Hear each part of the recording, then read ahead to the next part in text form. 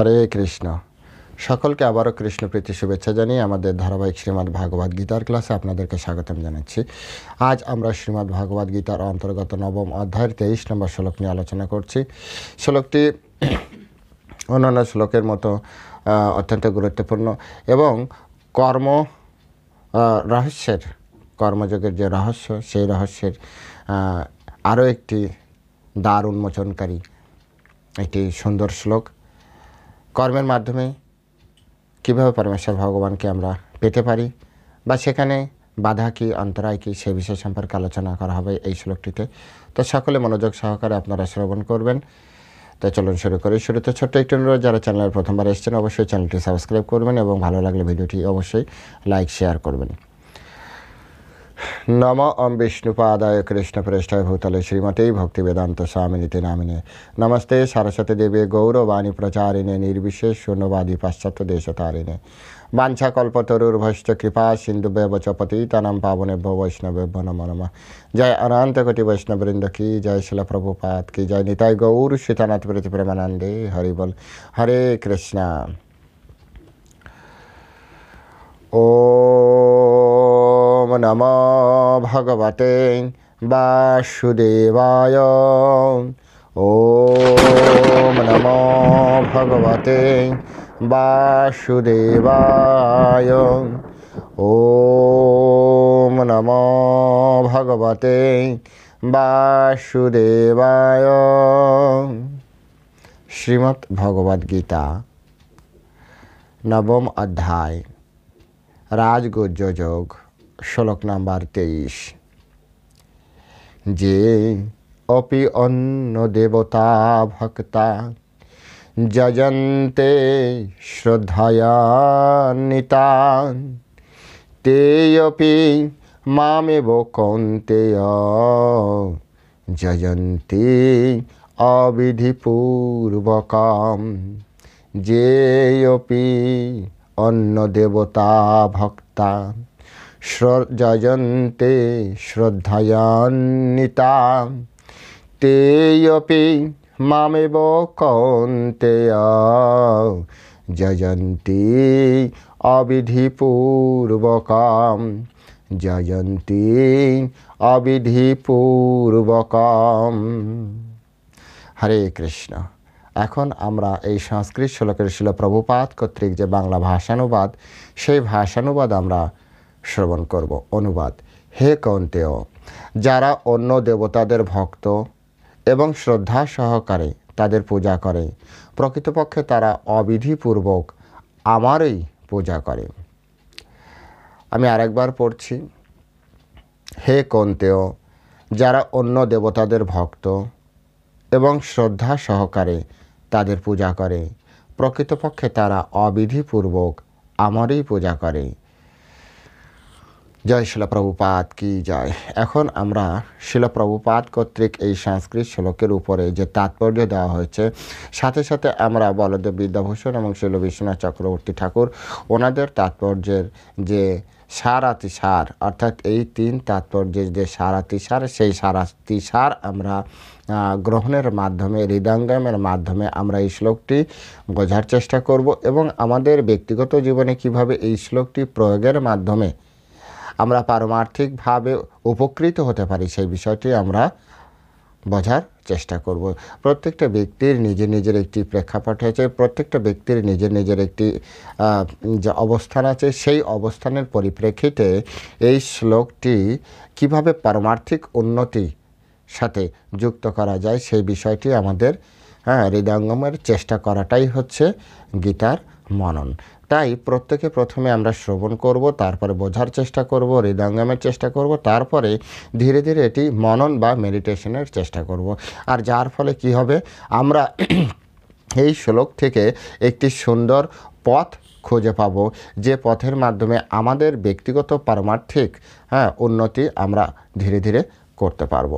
এখানে খুব সুন্দরভাবে পরমেশ্বর ভগবান বললেন যে অপি অন্য দেবতা ভক্তা যজন্তে শ্রদ্ধান্বিতা, যারা অন্য অন্য দেবদেবতার ভজনা করে। কারণ এর আগের শ্লোকে পরমেশ্বর ভগবান বললেন যারা পরমেশ্বর ভগবানের উপাসনা করেন, পরমেশ্বর ভগবানের যারা উপাসনা করেন তাদেরকে পরমেশ্বর ভগবান কি সুন্দর আপনার পুরস্কৃত করেছেন। সেখানে আপনারা যারা এর আগের শ্লোক শোনেননি বা দেখেননি তাদের জন্য আমি একটা গ্লান্স ছোট্ট অল্প করে বলছি। সেখানে 22 নম্বর শ্লোকে পরমেশ্বর ভগবান বলছে, অনন্যশ্চিন্তয়ন্ত মাম যে জনা পর্যুপাসতে তেষাং নিত্যাভিযুক্তানাং যোগক্ষেমং বহাম্যহম যোগক্ষেমং বহাম্যহম। অর্থাৎ পরমেশ্বর ভগবানের অনন্য চিত্তে যারা পরমেশ্বর ভগবানের উপাসনা করে এবং নিত্য ভগবানের সাথে যুক্ত থাকে, পরমেশ্বর ভগবান বলছেন তার যা কিছু দরকার আমি প্রদান করি এবং যা কিছু আছে তা আমি নিজে সংরক্ষণ করি। কত বড় কথা! যা কিছু দরকার, একজন ভক্তের যা কিছু দরকার তা পরমেশ্বর ভগবান নিজে থেকেই প্রদান, এবং কি বহামি অহম, অর্থাৎ তিনি বহন করে নিয়ে আসেন। এমন না যে আপনাকে যে পরমেশ্বর ভগবান দেবে তাহলে যাই ঘর থেকে যে পরমেশ্বর ভগবানের কাছ থেকে নিয়ে আসি। ভগবান বলছে আসার দরকার নেই, বহামি অহম, আমি নিজে বহন করে তোমার কাছে নিয়ে যাব। শুধুমাত্র অনন্য চিন্তে পরমেশ্বর ভগবানের উপাসনা করতে হবে। এখন কথা হচ্ছে যারা এই ধরনের ভক্ত নয়, এখন অনন্য চিন্তয়ন্তে এটা তো এর আগের শ্লোকে বিশাল ব্যাখ্যা করা হয়েছে, এখানে ব্যাখ্যা করতে গেলে তো আবার ওই একই ব্যাখ্যা এখানে চলে আসবে। তো যারা জানার দরকার আপনারা পূর্ববর্তী শ্লোকটি অবশ্যই দেখে নেবেন। তো এখানে যারা অনন্য চিন্তয়ন্ত নয়, অনন্য চিন্তয়ন্ত নয়, যারা অনন্য চিত্তে পরমেশ্বর ভগবানের উপাসনা করতে পারছে না, কৃষ্ণের উপাসনা করতে পারছে না, তারা কোনো না কোনোভাবে সাথে সাথে হয়তো কৃষ্ণের উপাসনা করে, সাথে অন্য দেবতাদের উপাসনা করে।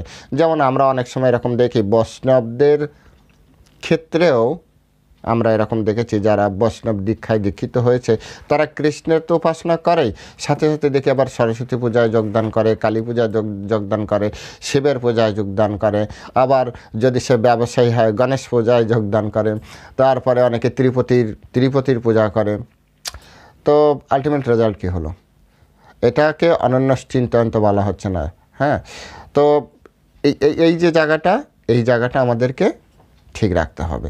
পরমেশ্বর ভগবান বললেন যে যারা অনন্য চিন্তয়ন্ত তাদের জন্য তো আমি সব কিছু বহন করি, কিন্তু যারা অনন্য চিন্তয়ন্ত নয়, যারা নয় তাদের জন্য, তো তাদের ক্ষেত্রে কি হয়? তারা কি করে?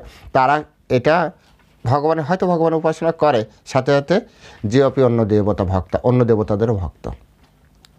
এখন অন্য দেবতাদের ভক্ত তাদের তো পরমেশ্বর ভগবান সেই 7ম অধ্যায় নিশ্চয়ই আপনাদের মনে আছে যে সেই 23 নম্বর 7ম অধ্যায় 23 নম্বর, এখানে হচ্ছে 9ম অধ্যায় 23 আর ওখানে 7ম অধ্যায় 23।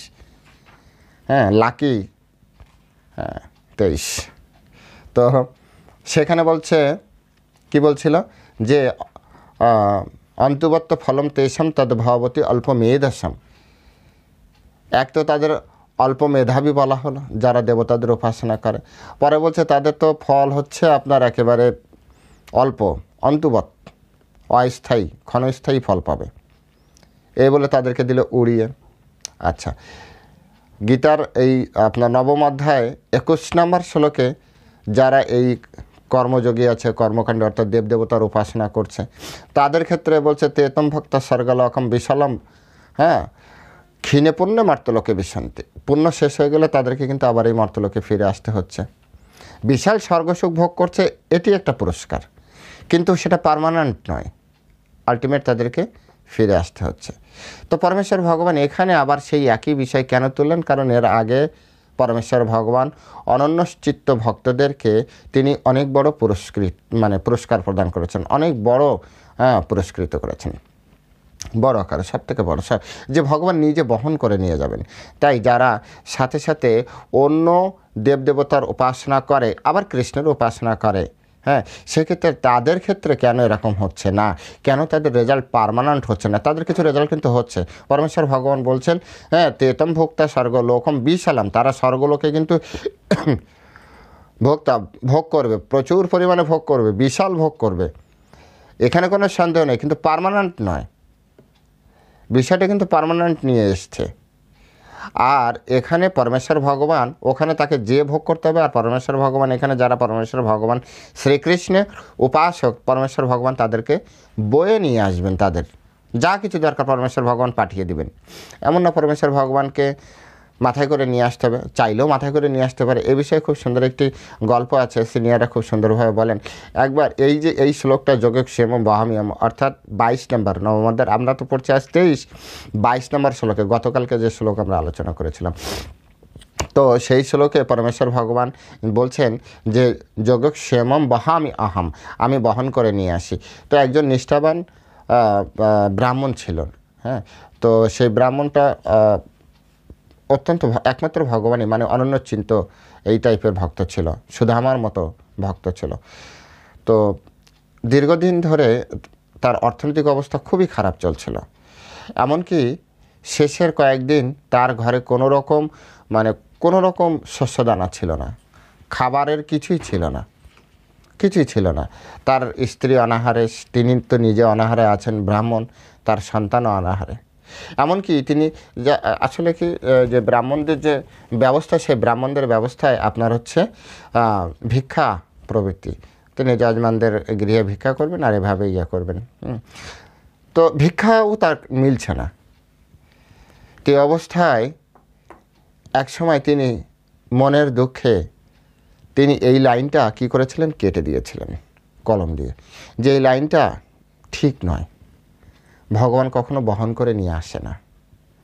যদি আসতো তাহলে আমি বা আমার পুত্র স্ত্রী এরা এই কদিন অনাহারে থাকতো না।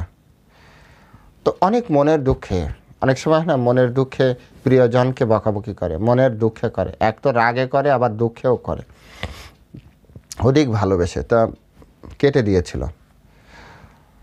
পরের দিন যথাবিধি তিনি ভিক্ষা করতে বেরিয়েছেন। সারাদিন কোনো ভিক্ষা মেলেনি। বিকেল বেলা করে দুটি ছেলে মাথায় করে 2 ঝুড়ি প্রচুর পরিমাণে খাবার তার গৃহে এনে দিয়ে গেলেন। ব্রাহ্মণী মাতা বললেন যে তোমরা কে? বললো আমরা এই যাচ্ছিলাম রাস্তা দিয়ে, তো উনি আমাদেরকে এটা নিয়ে যেতে বললেন, বয়স হয়ে গেছে, তো আমরা দুজন নিয়ে এসেছি। বলছে ঠিক আছে, তোমরা প্রসাদ পেয়ে যাও। বলছে না, আমাদের জিভটা কাটা আছে, আমরা প্রসাদ পেতে পারবো না, বলে চলে গেলেন। তারপরে সন্ধ্যাবেলায় ব্রাহ্মণ যখন ফিরে এলো, তো ব্রাহ্মণী তখন সব কিছু অ্যারেঞ্জ করে ফেলেছে অলরেডি। এখন শুধু ভোগ লাগাতে হবে, পূজা করতে হবে, ভোগ লাগাতে হবে, প্রসাদ পাবে। ব্রাহ্মণী খুশি, সন্তানেরা খুশি। ব্রাহ্মণ তাদের দেখে, ব্রাহ্মণ কে আসলে বলছে এত খাবার কে দিল তোমাকে? বলছে খাবার আজও তো আমি কিছুই পেলাম না। বলছে কেন, দুজনকে দিয়ে যে তুমি 2 ঝুড়ি পাঠিয়ে দিলে, আমাদের অনেক দিন চলে যাবে। বলছে আমি তো কাউকে কিছু পাঠাইনি। বলছে হ্যাঁ, 2টি ছেলে দিয়ে গিয়েছে। তখন ব্রাহ্মণের প্রথম সন্দেহ হলো। ব্রাহ্মণ বললেন যে কেমন দেখতে ছেলে দুটি? তো বলছে একজন একটু কালো টাইপের আর একজন একটু ফর্সা টাইপের। বলছে তুমি তাদেরকে প্রসাদ না পেয়ে তাদেরকে বিদায় করলে কেন? বলল যে আমি বলেছিলাম প্রসাদ পাওয়ার কথা, কিন্তু তারা বললো তাদের জিভটা কাটা আছে। যখনই জিভ কাটার কথা বলেছে, তখন ব্রাহ্মণের মনে পড়লো যে তার আগের দিন রাত্রে সে এই শ্লোকের উপরে দাগ দিয়ে দিয়েছিল। তো অনেকে বলে ক্লাস দেওয়ার সময় যে এই শ্লোকটি নাকি ভগবানের জিহ্বা স্বরূপ, বা ভগবানের এই গীতা হচ্ছে ভগবানের জিহ্বা স্বরূপ। তাই গীতার কোনো শ্লোকের উপরে কখনো এমনভাবে দাগ দেওয়া উচিত না। হাইলাইট করতে পারবেন, কিন্তু এমনভাবে দাগ দেওয়া উচিত না যাতে সেটা দেখে মনে হয় কেটে গিয়েছে। তো তখন ব্রাহ্মণ এবং সকলে বুঝতে পারলেন যে পরমেশ্বর ভগবান সত্যি বহন করে নিয়ে আসেন, সব কিছু বহন করে নিয়ে আসেন। সুদামা বিপ্রের ক্ষেত্রেও একই। সুদামা বিপ্রের সব কিছু, জাস্ট সুদামা দ্বারকায় গিয়েছিলেন বলতে পারেননি, কিন্তু এদিকে পরমেশ্বর ভগবান সব কিছু দিয়ে দিয়েছিলেন। সব কিছু পরমেশ্বর ভগবান নিজে বহন করে নিয়ে আসেন। তাই তার অনন্ত শক্তি আছে। কখনো কখনো তিনি নিজে লীলা ছলে, কখনো কখনো তার শক্তির মাধ্যমে তিনি এগুলি এই অসাধ্য তিনি সাধন করতে পারেন। যেভাবে দুর্বাসা মুনি 60,000 শিষ্য নিয়ে যখন আপনার বনবাসের সময় পাণ্ডবদের, যখন দ্রৌপদীর ওখানে গিয়েছিলেন, যুধিষ্ঠির মহারাজের গৃহে গিয়েছিলেন, এবং তার কিছু পূর্বেই দ্রৌপদী শেষ গ্রহণ করেছে। দ্রৌপদীর উপর আশীর্বাদ ছিল, যতক্ষণ দ্রৌপদী প্রসাদ গ্রহণ না করবে ততক্ষণ পর্যন্ত যত মানুষ আসে ফুরাবে না। একটা পাত্র দেওয়া হয়েছিল, হাঁড়ি, সে সকলকে সব কিছু দিতে পারবে। কিন্তু একবার দ্রৌপদী খেয়ে নিল তো সেদিন আর হবে না, আর দিনে একবারে বেশি রান্না করতে পারবে না। সুতরাং দ্রৌপদী অসহায় হয়ে পড়ল। কিভাবে স্মরণ করলো পরমেশ্বর ভগবান শ্রীকৃষ্ণকে। শ্রীকৃষ্ণ এসে হাজির। শ্রীকৃষ্ণ এসে এক দানা সে নিজে গ্রহণ করলো। একটাই দানা পড়েছিল, একটা রাইস পড়েছিল, সে নিজে গ্রহণ করলো এবং বলো পেটটা ভরে গেছে। যখন তার নিজের পেট ভরে গেল, সাথে সাথে দুর্বাসা মুনির সকলের পেট ভরে গেল। তো এভাবে পরমেশ্বর ভগবান আমাদের যখন যা কিছু দরকার, যদি আমাদের বাড়ি দরকার বাড়ি দিবে, গাড়ি দরকার হলে গাড়ি দিবে, অর্থ দরকার হলে অর্থ দেবে, সম্পত্তি দরকার হলে সম্পত্তি দেবে। এই সব কিছু পরমেশ্বর ভগবান তিনি নিজে বহন করে আমাদেরকে নিয়ে আসেন। তো পরমেশ্বর ভগবান সব কিছু যেহেতু বহন করে নিয়ে আসেন, তাই এটি হচ্ছে অনন্যচিত্ত ভক্তদের ক্ষেত্রে। কিন্তু যারা বলা হচ্ছে যে যারা দেবদেবতার উপাসনা করছে তাদের ক্ষেত্রে কেন তাহলে দিচ্ছেন না? কি এমন সমস্যা? কেন তাদেরকে, এমনকি তাদেরকে স্বর্গলোকে দিলেও পার্মানেন্ট স্বর্গলোক দিচ্ছে না, ক্ষীণে পুণ্যে মর্তলোকে বিশান্তি? কেন তাদেরকে আবার ফিরে আসতে হচ্ছে? কেন পরমেশ্বর ভগবান এখানে বললেন তেঅপি মামেব কন্তেয় যজন্তি, তারাও আমাকেই উপাসনা করছে? বলছেন তো উপাসনা করছে, কিন্তু দিচ্ছেন তো অন্যরকমভাবে। ঠিক তাদের মতো দিচ্ছেন না যারা অনন্য চিত্ত ভক্ত, কিন্তু আপনি বলছেন আপনার উপাসনা করছে। এখানে কিছুটা প্রশ্নবিদ্ধ একটি অবস্থা থাকে। প্রশ্নবিদ্ধ, সেই প্রশ্নবিদ্ধ অবস্থার মীমাংসা কিভাবে সম্ভব, সেই মীমাংসা করেছে এই শ্লোকে। যে যদি তারা আপনারই উপাসনা করে, যদি সাথে অন্য দেবতার উপাসনা করে কিন্তু আপনারই তো উপাসনা করে। এর আগে আপনি সপ্তম অধ্যায় অনেকভাবে আপনি প্রকাশ করেছেন যে এই দেবতারা মানে ভগবানের হয়েই আমাদেরকে ফল প্রদান করে। তাহলে সব আপনার দ্বারাই নিয়ন্ত্রিত হচ্ছে। পরমেশ্বর ভগবান এও বলেছেন সপ্তম অধ্যায়, যে যে দেবতার প্রতি যার যার ইচ্ছা আকাঙ্ক্ষা, পরমেশ্বর ভগবান সেখানে অচলা ভক্তি প্রদান করছে।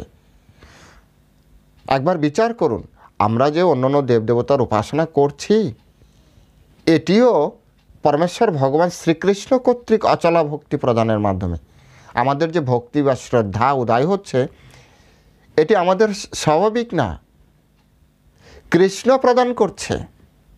তাহলে কৃষ্ণ তুমিই তো করিয়ে নিচ্ছ। সেই সকল দেবদেবতার প্রতি অচলা শ্রদ্ধা ভক্তি তুমিই প্রদান করছো, পূজা তুমিই করিয়ে নিচ্ছ। আবার এখানে এসে নবম অধ্যায় 23 নম্বরে বলছো তেঅপি মামেব কন্তেয় যজন্তি, তারা আমারই পূজা করছে। কিন্তু ফল প্রদানের ব্যাপারে এই যে দ্বিমত দ্বিধা, এটি কেন? ফলের ব্যাপারে যখন প্রদানের বিষয় আসছে তখন কেন দুই ধরনের মনোবৃত্তি আমরা দেখতে পাচ্ছি? তো এই বিষয়টি আমাদেরকে জানতে হবে, এই বিষয়টি আমাদেরকে বুঝতে হবে যে কেন দুই ধরনের ফল আসছে। শিল প্রভুপাদ এই বিষয়ে খুব সুন্দর করে বলছেন যে যারা দেবতাদের উপাসনা করে তাদেরকে পরমেশ্বর ভগবান অল্প বুদ্ধি সম্পন্ন বলেছেন। এটা আমি আগেও বলেছি, শিল প্রভুপাদ তাই বলেছেন। এখন শিল প্রভুপাদ এখানে একটা সুন্দর উদাহরণ দিয়েছেন। উদাহরণটি হলো যে কেন তাদেরকে অল্প বুদ্ধি বলা হচ্ছে। যেমন একটি গাছের গোড়ায় জল দিলে তার সমস্ত শাখা প্রশাখা পত্র পুষ্প ফল সব কিছুই সুন্দর সতেজ হয়। এটি একটি সাধারণ নিয়ম, সাধারণ নীতি। কিন্তু কেউ যদি গাছের গোড়ায় জল তো দিচ্ছে, সাথে সাথে আবার ডালপালায়ও জল দিচ্ছে, অথবা শুধু ডালপালায় জল দিচ্ছে, গোড়ায় জল দিচ্ছে না। এটা ঠিক নিয়মের বাইরে যে কাজ করা। তো এখানে যে তার জলের অপচয় হচ্ছে, এই জন্য অল্প বুদ্ধি সম্পন্ন। আবার অনেক সময় এরকম হতে পারে, আরেকটি উদাহরণ দিচ্ছেন শিলা প্রভুপাদ, আমরা আমাদের শরীরকে যদি আরও বেশি সুন্দর রাখতে চাই, কর্মঠ রাখতে চাই, তাহলে আমাদের উদরে খাদ্য পৌঁছাতে হবে। আমরা যত বেশি খাবারই হোক না কেন, আমরা যদি শুধু হাতের উপরে করে রাখি বা আমরা শুধু দেখতে থাকি, তাহলে কিন্তু আমাদের শরীর হৃষ্টপুষ্ট বলিষ্ঠ হবে না। আপনার স্ত্রী অথবা আপনার মা আপনার জন্য প্রচুর রান্না করেছে, অনেক পুষ্টিকর খাবার রান্না করেছে, সেগুলি আপনি সারা গায়ে মেখে নিলেন, এর ফলে কিন্তু আপনার শরীর হৃষ্টপুষ্ট বলিষ্ঠ হচ্ছে না। আপনাকে ওই খাবার আপনার উদরে প্রদান করতে হবে, তার ফলে সমস্ত শরীর হৃষ্টপুষ্ট বলিষ্ঠ হবে। ঠিক তেমনি গাছের গোড়ায় জল দিলে যদি সমস্ত শাখা প্রশাখা সুন্দর হয়, তাহলে বেকার কেন গাছের শাখা প্রশাখায় আমার জল দেওয়ার কি দরকার আছে? এই বিষয়টি এখানে বোঝানোর ক্ষেত্রে পরমেশ্বর ভগবান বললেন, অন্তবত্ত ফলম তেষাম তদ্ভবতে অল্পমেধসাম। এই জন্য এরা হচ্ছে অল্প বুদ্ধি সম্পন্ন, কারণ এরা জানে না যে প্রকৃতপক্ষে কোথায় এই জল প্রদান করতে হয়। এটা ছিল প্রভুপাদ খুব সুন্দরভাবে, এই জন্য এদের অল্প বুদ্ধি বলা হয়েছে। ঠিক একইভাবে এরা জানে না যে সমস্ত দেবতারা হচ্ছে পরমেশ্বর ভগবানের শক্তির প্রকাশ, এবং তার এই শক্তির মাধ্যমে তিনি এই সমগ্র ব্রহ্মাণ্ড পরিচালনা করছেন, অর্থাৎ প্রশাসক মণ্ডলীর অন্তর্গত এই সকল দেবদেবতারা। তাই প্রশাসক মণ্ডলীর অন্তর্গত কোনো একজন দেবতার উপাসনার থেকে উত্তম হচ্ছে সরাসরি যিনি প্রশাসক, যিনি সুপ্রিম, তার উপাসনা করা। এটি হচ্ছে বুদ্ধিমানের। এখন যারা অন্যান্য প্রশাসক মণ্ডলীর উপাসনা করছে, অর্থাৎ তাদেরকে ঘুষ দিয়ে কোনো কাজ করানোর চেষ্টা করছে, তো এটা হচ্ছে অনিয়ম, অবিধি, বিধিহীন। ঘুষ দিয়ে যদি কেউ কোনো কাজ করে, তাহলে কি সেটা কি নিয়মের অন্তর্ভুক্ত হয়? হয় না। ঠিক একইভাবে দেবতাদেরকে পূজার মাধ্যমে দেবতাদেরকে কিছু না কিছু আপনি প্রদান করছেন, এবং তার ফলে আপনি কিছু প্রাপ্তি করছেন। যে প্রাপ্তি আপনার প্রাপ্তব্য, আপনি অবশ্যই প্রাপ্তি করবেন, কিন্তু আপনি সেটা দেবতাদের মাধ্যমে প্রাপ্তি করছেন। দেবতাদের কিছু প্রদান, আর দেবতাদের কিছু না দিলে আপনি দেবতারা আপনাকে দেবে না। দেবতাদের কিছু দেবেন মানে দেবতাদের পূজা করতে হবে, তাদেরকে প্লেসড করতে হবে, তবে সেই দেবতা আপনাকে প্রদান করবে। কিন্তু আপনি পরমেশ্বর ভগবান শ্রীকৃষ্ণের সন্তান হওয়ার কারণে সব কিছুতে আপনার পূর্ণ অধিকার আছে। যদি আপনি স্বীকার করেন আপনি পরমেশ্বর ভগবানের সন্তান, আপনি যে যে কার্যক্রম করা দরকার সেই কার্যক্রম করুন, সব কিছুতে আপনার অধিকার, এবং সব কিছু আপনি সুন্দরভাবে প্রাপ্তি করার যোগ্যতা তখনই অর্জন করেছেন যখন আপনি কৃষ্ণের চরণে আত্মসমর্পণ করেছেন, অনন্য চিন্তে পরমেশ্বর ভগবানের সেবা করতে শুরু করে দিয়েছেন। সুতরাং কেন দেবতাদেরকে ঘুষ দিতে হবে? তাই পরমেশ্বর ভগবানও যারা দেবতাদের উপাসনা করছে তাদের ক্ষেত্রে প্রদানের যে বিষয়, সেখানে ভিন্নতা নিয়ে এসেছেন। কারণ কি? কারণ হচ্ছেন তিনি বলছেন, তেয়পি মামেব কৌন্তেয় যজন্তি অবিধিপূর্বকম। যজন্তি অবিধিপূর্বকম। অবিধি শব্দটা হচ্ছে গুরুত্বপূর্ণ। এরা তো পূজা করছে, কিন্তু এরা বিধি অনুযায়ী করছে না, এরা অনিয়ম করছে। এরা এই সকল ব্যক্তিগণ বিধি বহির্ভূত, এক কথায় আইন শৃঙ্খলাকে ভেঙে তারা কর্ম করছে। ফলে কি হচ্ছে? যেহেতু কিছু না কিছু কর্ম হচ্ছে, তাই তাদের কিছু না কিছু ফল প্রাপ্তই করা মানে কিছু না কিছু ফল প্রাপ্ত হওয়া উচিত, তাই পরমেশ্বর ভগবান দিচ্ছেন। সেই কারণে পরমেশ্বর ভগবান তাদেরকেও নিরাশ না করে স্বর্গে পাঠিয়ে দিচ্ছেন। যাও তোমরা দীর্ঘদিন স্বর্গসুখ, বিশাল স্বর্গসুখ উপভোগ করো। বিষয়টা কত উদার, যদিও অবিধিপূর্বক করেছেন। যেমন পরীক্ষার সময় যদি কেউ নকল করে পাশ করে, তাকে কি ভালো বলা চলে? যদি কেউ চাকরির ক্ষেত্রে ঘুষ দিয়ে চাকরি গ্রহণ করে, তাকে কি ভালো বলা চলে? চলে না। পরমেশ্বর ভগবান এখানে বলছেন, যারা দেবতাদের পূজা করছে এরা অবিধিপূর্বক আমারই পূজা করছে। সমস্যাটা হচ্ছে অবিধি। বিধিতে যদি পূজা করে তাহলে হয় অনন্য চিন্তয়ন্ত, তখন তার আর দেবতাদের লাগছে না, কারণ পরমেশ্বর ভগবান তিনি বললেন যে আমি সব কিছু বয়ে নিয়ে আসবো। কিন্তু এই সকল ব্যক্তিরা অবিধি করছে, আর অবিধি করার কারণে কি হচ্ছে? রেজাল্ট কি? আমাদের জন্ম মৃত্যুর চক্রে বারবার আসতে হচ্ছে। ক্ষীণে পণ্যে মর্তলোকে বিশান্তি, অপ্রাপ্য মাম নিবর্তন্তে মৃত্যু সংসারে আবর্তনী। এগুলি সব কৃষ্ণকে প্রাপ্তি করার না প্রাপ্তি করার ফল। যদি কেউ কৃষ্ণকে প্রাপ্তি না করে, তার ফলে ক্ষীণে পুণ্যে মর্তলোকে বিশান্তি, আমাদের পুণ্য শেষে গেলে আমাদের আবার মর্তলোকে ফিরে আসতে হচ্ছে। অপ্রাপ্যমাম নিবর্তন্তে মৃত্যু সংসারে আবর্তনী।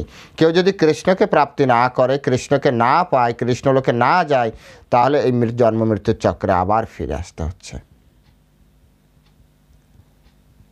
পরমেশ্বর ভগবান কতভাবে আমাদেরকে বোঝাচ্ছেন, কোনো না কোনোভাবে আমাদের এই জন্ম মৃত্যুর চক্র থেকে বেরোতে হবে।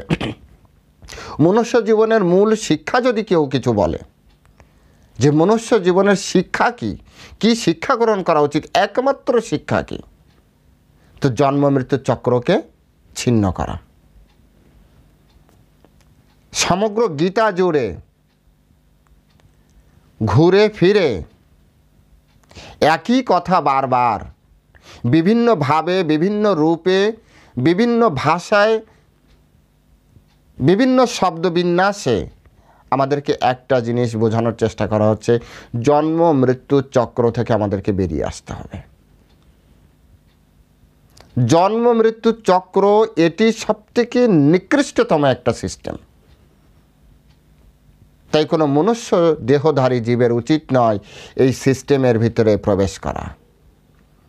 এই সিস্টেমে ভগবান আমাদেরকে ফেলেন। এই সিস্টেম এই কারণে তৈরি করেছে, যদি কেউ স্বেচ্ছায় তার ভিতরে প্রবেশ করে তাহলে কমসে কম বেরিয়ে আসার একটা সুযোগ পায়। কিংবা যারা পড়তে চায় তারা সিস্টেম না থাকলে পড়বে কোথায়? তাই জন্ম মৃত্যুর চক্র, এই চক্রটাকে ছেদন করার আমাদের চেষ্টা করা উচিত। শুধু পরমেশ্বর ভগবানকে যদি আমরা আরাধনা করি তাহলেই তো আমরা সব কিছু প্রাপ্তি করতে পারছি। যা যা আমাদের দরকার আমাদের চিন্তাও করতে হবে না, একটুও চিন্তা করার দরকার নেই। শুধুমাত্র ভগবানের সেবা করাই আমাদের চিন্তা করা উচিত।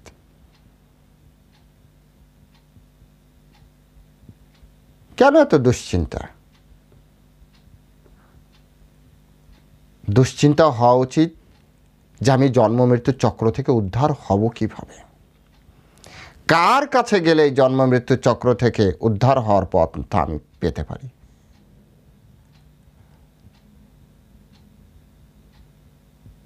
যখন আমরা জগৎ জীবকে দেখি শাস্ত্রের চক্ষু দ্বারা,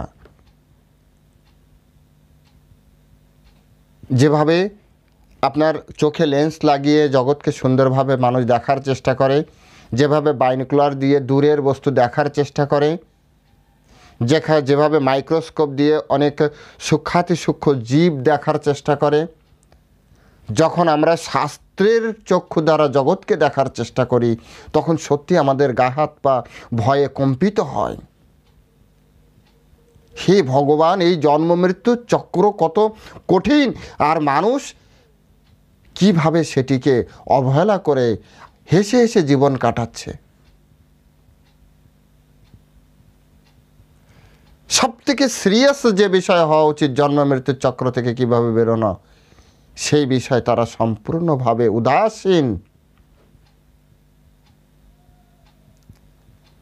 সন্তানকে কিভাবে জন্ম মৃত্যুর চক্র থেকে বের করা যায় সেই বিষয়ে পিতামাতা একেবারে সম্পূর্ণ উদাসীন।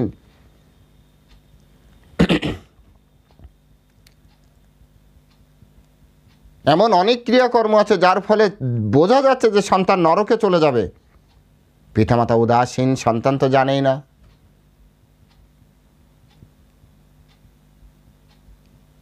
এই কেমনভাবে চলছে মনুষ্য সমাজ, এই মানব সমাজ কিভাবে চলছে, এই বিষয়ে চিন্তা করে সত্যি আমরা অত্যন্ত দুঃখিত হই, অত্যন্ত হৃদয় কম্পিত হয়। হে ভগবান, রক্ষা করো, সকলকে সেই জ্ঞান প্রদান করো যাতে জন্ম মৃত্যুর চক্র সম্পর্কে তারা সচেতন হয়। অত্যন্ত ভয়াবহ, অত্যন্ত কঠিন।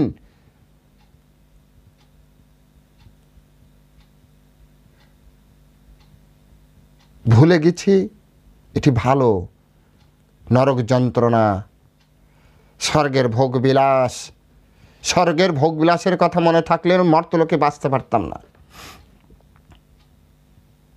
নরকের যন্ত্রণার কথা মনে থাকলে জীবন দুর্বিষহ হয়ে যেত। পরমেশ্বর ভগবান অত্যন্ত কৃপালু, তিনি ভুলিয়ে দিয়েছেন, কিন্তু শাস্ত্র আমাদেরকে মনে করিয়ে দিচ্ছে। আমাদের পার্সোনাল এক্সপিরিয়েন্স আমাদের নেই, এটা আমরা ভুলে আছি, এটা সত্য, কিন্তু শাস্ত্র বলছেন যে এরকম হচ্ছে। সুতরাং প্রত্যেকের কাছে বিশেষ অনুরোধ, শাস্ত্রকে সুন্দরভাবে বোঝার চেষ্টা করুন, শাস্ত্রের উদ্দেশ্যকে বোঝার চেষ্টা করুন। মনুষ্য জীবনকে পরিবর্তন করার যে পদ্ধতি পরমেশ্বর ভগবান এখানে প্রদান করছেন, সেই বিষয়টি সম্পর্কে বোঝার চেষ্টা করুন। মাতৃগর্ভের যন্ত্রণার কথা বিচার করুন। ছোট শিশুরূপে যখন ছিলেন, একটা পিঁপড়ায় কামড় দিয়েছে, আপনি চিৎকার করতে পারবেন, বলতে পারবেন না যে আপনার কোথায় কি সমস্যা হচ্ছে, আপনার পেট ব্যথা করছে না মাথা ব্যথা করছে, আপনি শুধু চিৎকার করতে পারবেন। আপনার সকলের এই সময় গিয়েছে, এই সময়টা প্রত্যেকে আমরা অতিবাহিত করেছি। কেন ভুলে আছেন?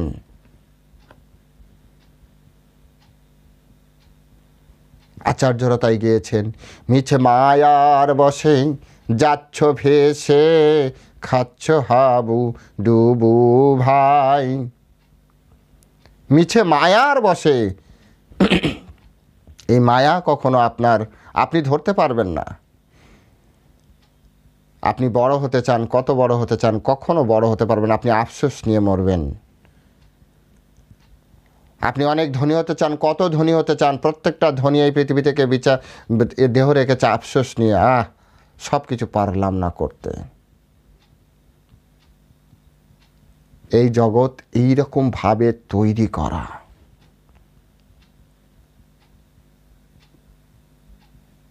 কিসের জন্য সময় নষ্ট করছেন? দেহযাত্রা নির্বাহ করার জন্য যতটুকু দরকার ততটুকু করে বাকি সময় কৃষ্ণ সেবায় নিয়োগ করুন, এতেই আমাদের পরম কল্যাণ। আজ এখানে এ পর্যন্তই, কথা বললে শেষ হবে না। কৃষ্ণের গুণ অনন্ত, কৃষ্ণের লীলা অনন্ত, কৃষ্ণ কথা অনন্ত। বলতে থাকলে শেষ হবে না, আপনারা বসে শুনতে থাকলেও শেষ হবে না সময়। তথাপি কিছু না কিছু সময়ের জন্য তো বিশ্রাম দিতে হয়। আজ এখানেই বিশ্রাম দিচ্ছি। ভিডিওটি ভালো লাগলে লাইক অবশ্যই করবেন, আপনার বন্ধুবান্ধব আত্মীয় স্বজনের উপকারের জন্য শেয়ার অবশ্যই করবেন। যারা চ্যানেলে প্রথম এসেছেন অনুরোধ করি এই ধরনের ভিডিও পাওয়ার জন্য। ইউটিউবে তো ভরা আছে অনেক ভিডিও, কত ধরনের ভিডিও, কমসে কম এই ধরনের ভিডিও শ্রবণের জন্য যাতে সকলের আগে আপনার কাছে ভিডিওটি যায়, তাই চ্যানেলটি সাবস্ক্রাইব করে রাখুন। হরে কৃষ্ণ। জয় শিলা প্রভুপাদ কি জয়।